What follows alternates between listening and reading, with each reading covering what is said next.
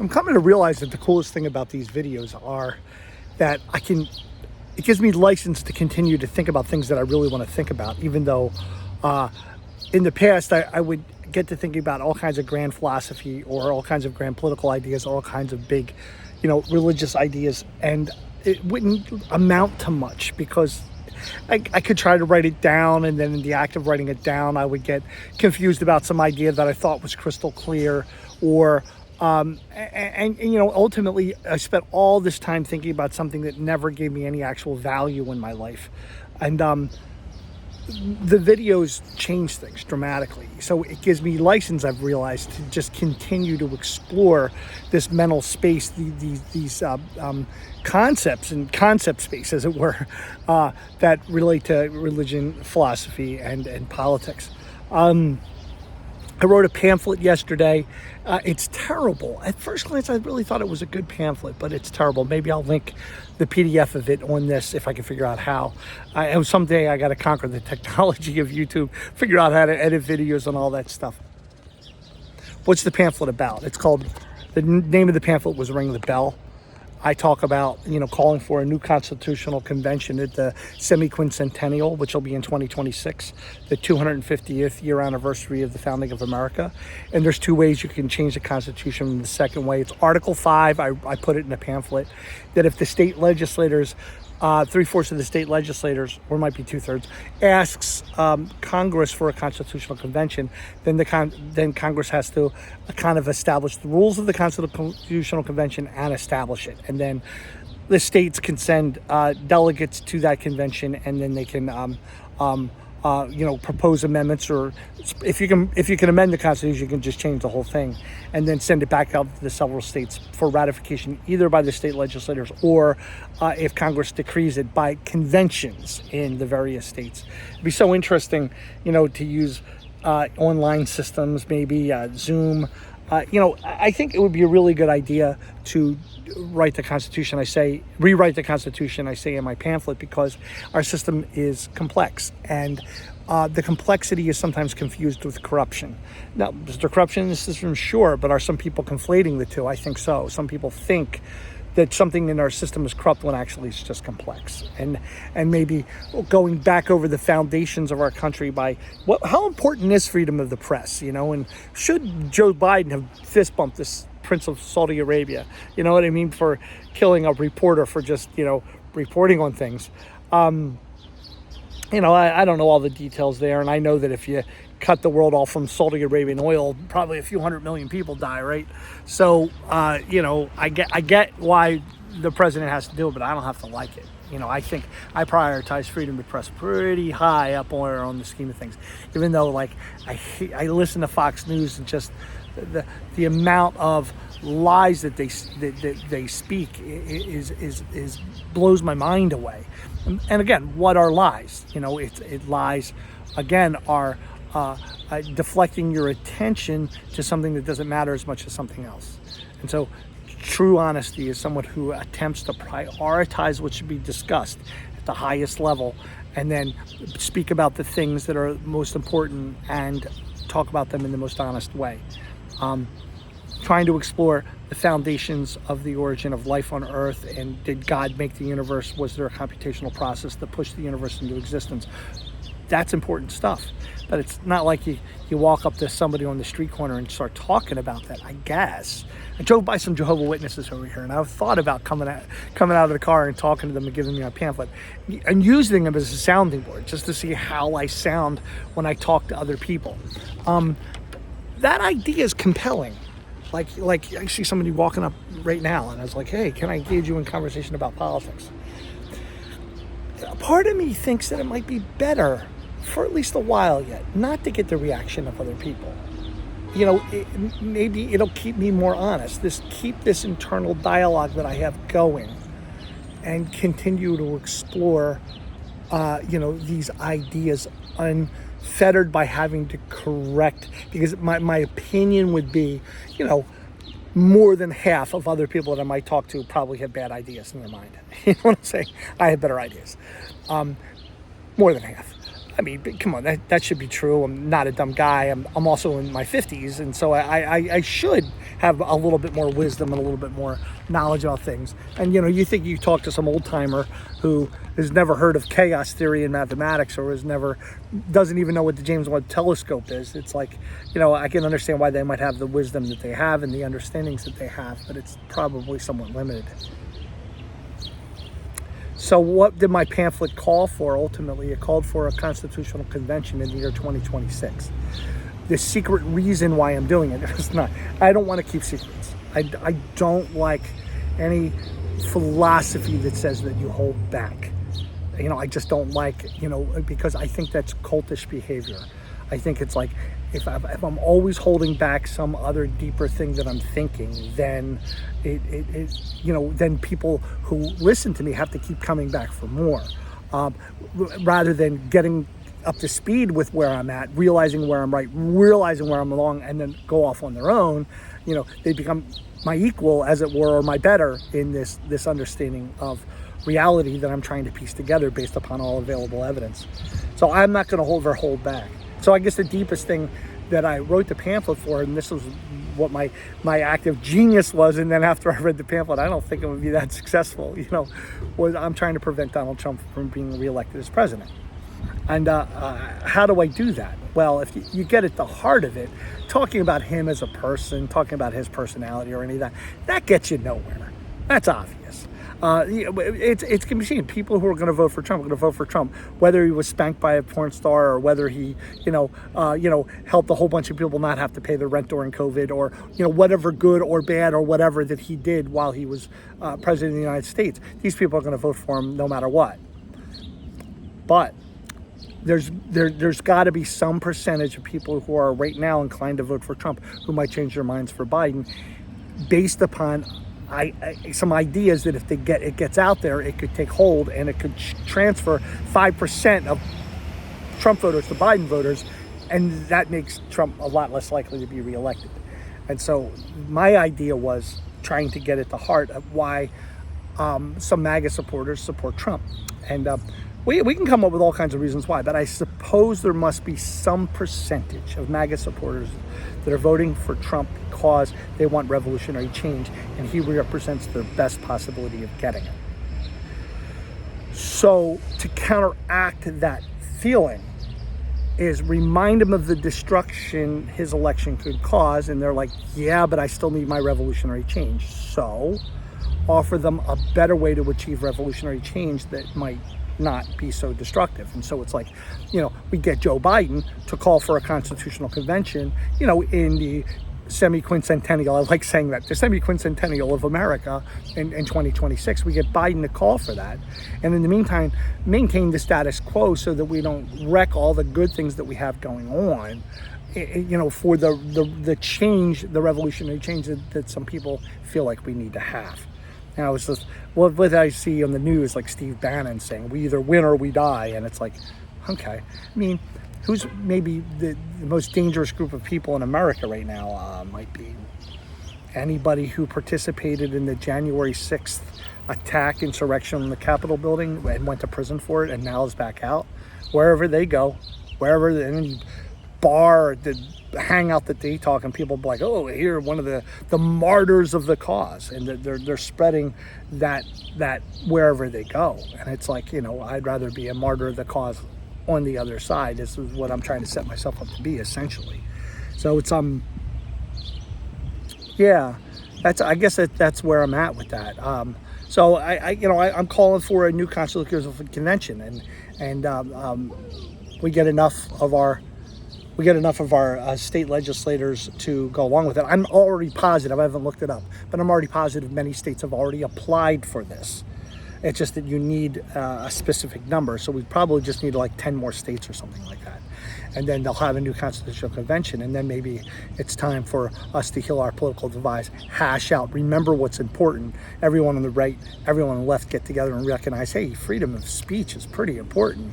I don't like what he's saying, but I defend to the death his right to say, kind of stuff. And, and then we can deal with reparations in the new Constitution. Some proportion of the federal budget goes to reparations for Indians, African Americans, the Irish. I always love to say that because that'll never happen. But hey, there it is. And what proportion of the federal budget? I mean, it could be a very, very, very small amount.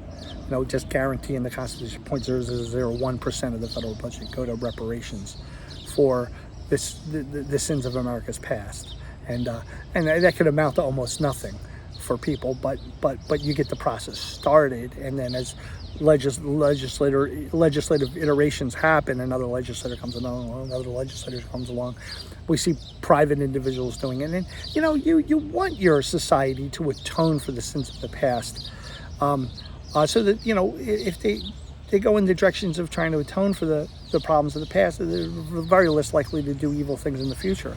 It's only through our minds that justice enters this world. Justice was never a part of this world in the first place. Look at the fossil record. Look at the animal kingdom.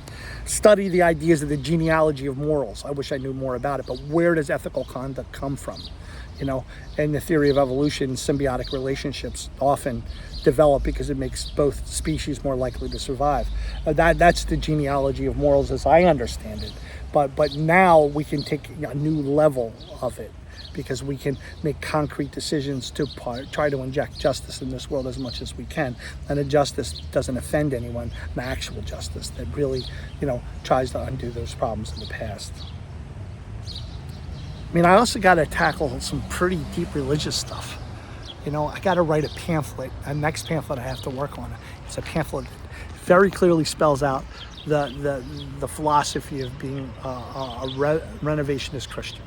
What does it mean to be a renovation Christian? And call to people to become one. And do it in the Catholic context, I think.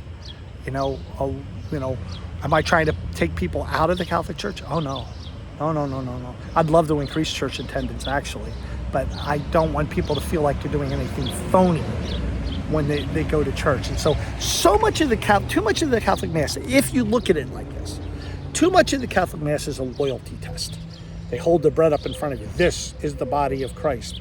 And you have to say, amen, so be it, thanks be to God. You have to agree that this is the body of Christ in order to take it. You have to agree that in a lot of things that are just counterintuitive and now anymore there's extraordinary high amounts of evidence against it. When I take communion, I want to take communion because I want to respect the thinking and decision making of my elders, of the people that came before me, my ancestors, and I want to be a part of this congregation. And by extension, other members of this congregation throughout the country and the world. That's why I want to take communion. Can I use that moment as a moment of self-reflection? Absolutely, definitely. But I don't want it to be a loyalty test. I don't want it to I don't want to be, and by the way, you must believe that this is the body of Christ or you're not one of us. I saw an old deacon one time look at the communities putting in a tabernacle. Like, there's got to be some truth to this stuff, I guess. What's in the tabernacle? It's like, the people who are around it all the time don't approach it with the same level of sacredness as someone who's trying to be a good person who wants to love mom and dad and do good by their society. They have a completely different, reverence for this thing that the old timers are trying to allow them to have that reverence. But we could always change the wording of the Mass so that it doesn't force anyone into a loyalty test or into a crucible of saying 2 + 2 = 5. If you want to be one of us, you have to say 2 + 2 = 5. I ain't saying 2 + 2 = 5. You know what I mean? I'm just not going to do it. But I want to be one of you. So it's like, how would be membership in Renovationist Christianity work? You send me a $50 application and I'll review it. Get out of here. I'm not a cult leader. I'll never be a cult leader. I refuse. I in fact, in order to be a Renovationist Christian, all you have to do is want to be one, and that's it. You are one. and you don't even have to tell anyone. You just keep it to yourself. If you want to share it with others, go ahead. There's no leadership. There's no, it's just a philosophical idea. It's a philosophical idea that I'm asking to take root in people's hearts, and they go with it. It's looking at the theologies of the past, Islam, Judaism, whatever, and the various branches there on, by them. Looking at the theologies of the past with respect, because they did not have the kind of evidence that we do now. Recognizing that creating a logically consistent system is evidence of its possible truth. We live in a fallen world. That explains why there's so much pain and suffering, but everything was made through Jesus, and when he enters into this world, he dies on the cross in an act of obedience a perfect infinite sacrifice to redeem us from our sins, so that we are now forgiven for the original sin of our ancestors, Adam and Eve, or whoever they were, and also for our own personal sins. And we now live in a sanctified reality where we can now achieve heaven if God makes it possible. Something like that. It's a beautiful construct. It's logical. You work your mind through it, and you can find ways to make it true. You can find ways to believe it. It's a beautiful construct. I see a different one based on the evidence that's available to me. I'm told by scholarship that the Big Bang happened 13.8 billion years ago. Google the number 13.8 billion. Google it, and you'll see what comes up, and you'll understand why I'm saying this. The evidence for it I read in a book in 1995. Other evidence includes talking to a PhD astrophysicist and saying, on a scale of 1 to 10, 10 being a model, 10 being this model is a great model for the way the universe works. How's the Big Bang Theory scale? Is it from 1 to 10? He's like, it's an absolute 10. And he proceeded to even explain it to me further, though I read a book about it a long time ago that gives me every reason to believe in the Big Bang. And a lot of people notice that it's not necessarily incompatible with the book of Genesis. There was nothing, and then God said, let there be light, and there was light. And maybe so, Sounds compatible. Doesn't mean Adam and Eve is true, though, you know what I mean? What triggers the Big Bang? I'm going to go with the idea of an all-loving God. Can I perceive it? Can I know there's an all-loving God there? No. How does God observe this world?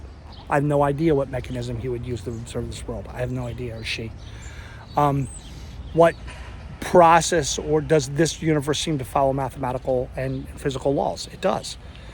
But there's still uncertainty about exactly how the quantum mixes with the macro realm in Einstein versus quantum mechanics, and how does that work out? Recently there's been some ideas about bringing the two ideas together with cellular automata and cellular automata, automata, right? Anyway, I learned about that a long time ago. And it's really great because it's like you can create living things on a screen.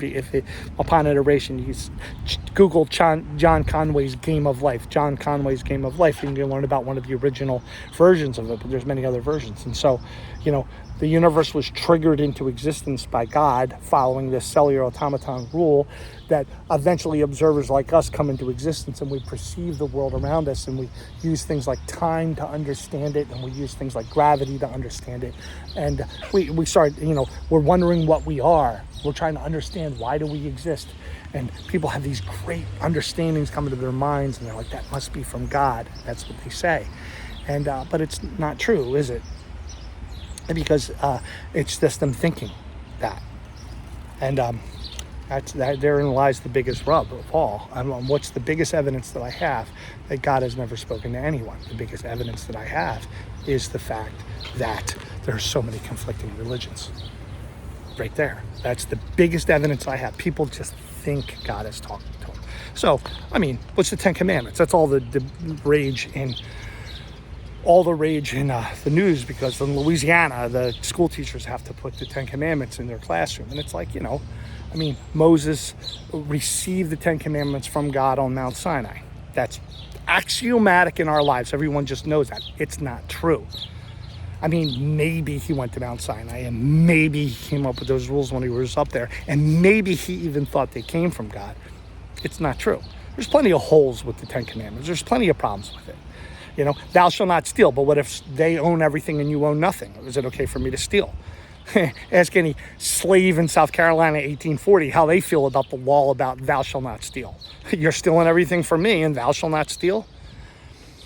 So it's like there's plenty of examples, plenty of examples of problems with the Ten Commandments.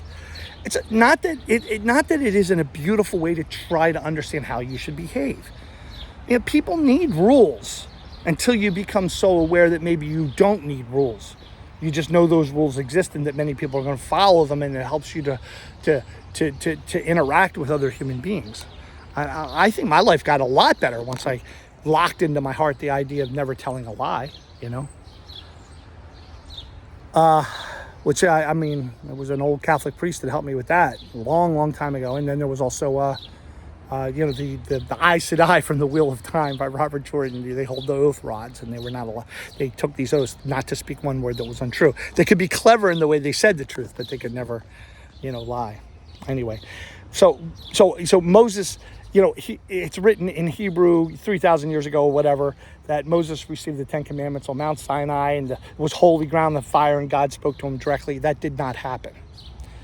You see, I hold that as a postulate that did not happen. I can't know one way or the other. But I'll tell you what, look at all the proliferation of people who are saying God spoke to me, and look at all of the different incompatibilities of this. You follow me? You either go back to the original person who said he's the only one who was ever spoken to, and therefore we all should just become Jews, right? Or actually he was just making that up and it was for the good of the people that he did it. Or he thought God was speaking to him because he had a genuine mystical experience. I've had genuine mystical experiences in my life. I get it. I was positive when I went through my mystical experiences that God was speaking to me, that angels visited me. All that stuff happened in 1998. It was powerful. It was real. It took me a long time to work my mind through it. And I'll tell you, the number one thing that did was the study of statistics and the study of brain science. Boom. I suddenly realized it was just stuff in my mind. And my environment at the time pushed me into having these ideas because it was a transcendental way out of my problems. So God's never spoken to anyone. So what do I tell a Catholic priest? You know what I mean? What do I tell a Catholic priest about it? Well, I tell them stop lying to the congregation. If they believe anything like what I believe, they should be just saying it. They should get in front of the congregation after, for the sermon and be like, talk about the Big Bang Theory. Talk about holes in the Ten Commandments. Why you should always follow the Ten Commandments, but, there's also these moments where maybe you shouldn't. You know what I'm saying? For example, watch this movie. Do things to really genuinely reflect upon what we are and what our lives really are, and not just to enforce some kind of religious rules upon us that just don't make any sense. I don't pray anymore. I don't meditate. I'm never going to pray the rosary again. This is me personally. Do I think you should pray the rosary? Yes. I have found way better with this attitude. Do I pray? Actually, I meditate all the time. It's like I'm meditating even right now. It's like I meditate when I need to. It comes upon me and I'm like, I get transfixed and I try to figure something out. I'm trying to deeply look inside myself and understand something. I don't schedule time for meditation. I don't believe in that, not even in the slightest. Meditation comes upon you when you need it, and then people telling you, oh, you didn't go to Mass today, or you didn't go to Mass this Sunday, then you feel bad about yourself. And it's like, I got to make sure I always go to Mass. And is it laudable? Is it a good thing to go to church every day, or go to church, make sure you never miss on Sundays? Yes, it's definitely laudable. I followed that rule for many years. That was definitely, I think, to my good, but I'm definitely in a different place with it right now. I have my own journey to follow. Renovationist Christians follow their own journey. Making that up on the spot, right? It's why the laughter. But there's some truth to that. I'm not making any rules for anybody. None of that. Just general principles to follow. Respect our elders and what the people who came before us believed. Recognize that their reasons for believing these things, were a lack of evidence that we currently have. And start to create and craft your own understanding of God that's completely consistent with the evidence all the available evidence that you have. And if I were to do that, I come to the following, bigger conclusions.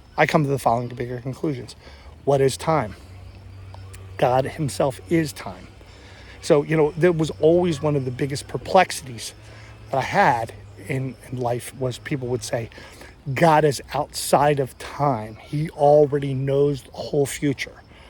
And then it would get amended by saying, well, he knows all the possibilities, and what happens is dependent upon our free will, but he sees all the choices that we could choose.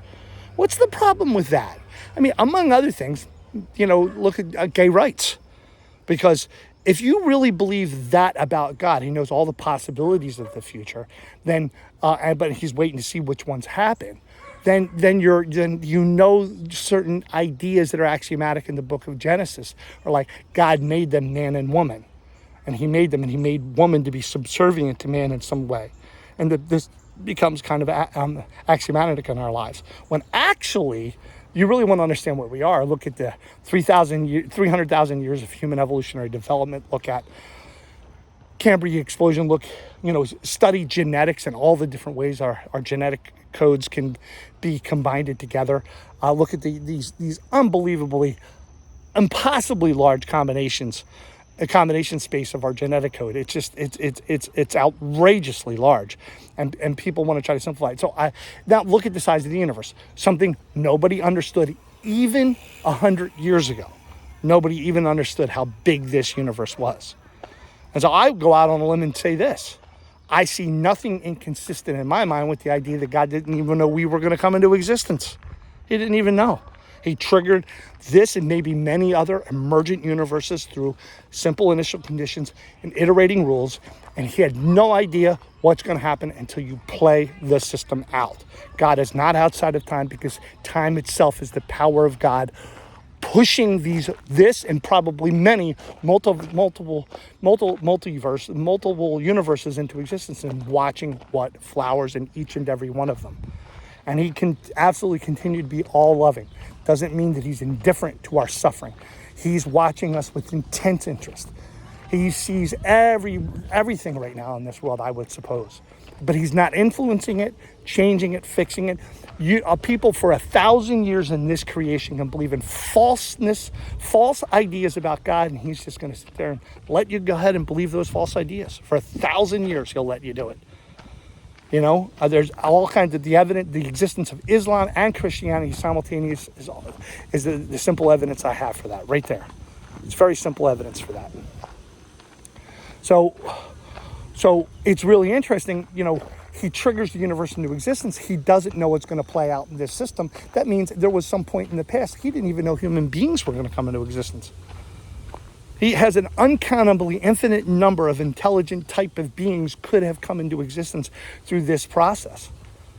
You let your imagination start to roam all over all the possibilities. But this is what actually came into existence in this speck of the universe. And I imagine he's so all-knowing and so awesome. God is so all-knowing and so awesome that he can look at all of it. There might be many, maybe an infinite number of other intelligent species in this universe, and also in other universes where we could not interact unless it was a divine act of God to make us interact. And I don't think he gets into the pattern of doing that. It's not fair to us. Let us choose what we're going to become in light of what we understand about ourselves and in light of what this universe is. And so I think that that's a more logically consistent understanding of God that takes into account all of the available evidence that I have. And that's where I'm at with God. I hold in my heart the idea of an all-loving God. I think there's an all-loving God. I think that I hold that like a geometry postulate, like parallel lines exist. I can't go infinitely in one direction to see if those two lines that appear parallel now are still parallel over the Andromeda Galaxy. I can't do it. I'm just going to accept that they're parallel out that way. So at the beginning, when the universe was triggered into existence, I'm going to say, I believe an all-loving God triggered this one into existence, and he did not know what was going to happen. He let it flower itself out to this moment. Is God a better predictor of my future than I am? Yeah, I think so, probably. I mean, I don't know. Maybe this is a new idea I've been playing with in my mind. I once heard this Jewish rabbi say something that was pretty clever. He said, there's only one thing God lacks, limitation. Only one thing God lacks, which is limitation. God has no limits, no limitation. Well, God can choose to do whatever he wants. If God wants to limit himself, there's a word for this. Putting our feelings onto God the way we are and imagining God must be like us in some way. There's a word for anthropomorphization or something. There's a word for it. It can be a typical mistake, but there is something here. Does God have the power to choose limits for himself or not? And then it's like, no, he doesn't have that power. He cannot choose limits for himself. Oh, he can't do that then, huh? Okay, yeah, he's that guy. How is a God that cannot choose limits for himself any more interesting than a God that can choose limits for himself? How about a God that can choose limits for himself but chooses never to choose limits for himself? We can keep going with this self-referential nonsense until we're sick in the face. But the fact remains is I see nothing inconsistent in this reality with the idea that God, doesn't know the future. He could have created that as a limit for himself. I don't want to know the future. It's like a spoiler. I don't want to know the outcome of a movie at some point. You know what I mean? He's watching it happen. And I think we can maintain the idea of his all-lovingness as a postulate. Don't have strict evidence of this. That's okay. It's, there is always some evidence when a system is logically consistent. That's some evidence of its truth. And so, when I die, I find out if I go to heaven or hell or anything like it. You know what I mean? And it seems logical to me that I will continue to exist after I die. It's just logical to me. I have no evidence. And then what's the last thing to say there is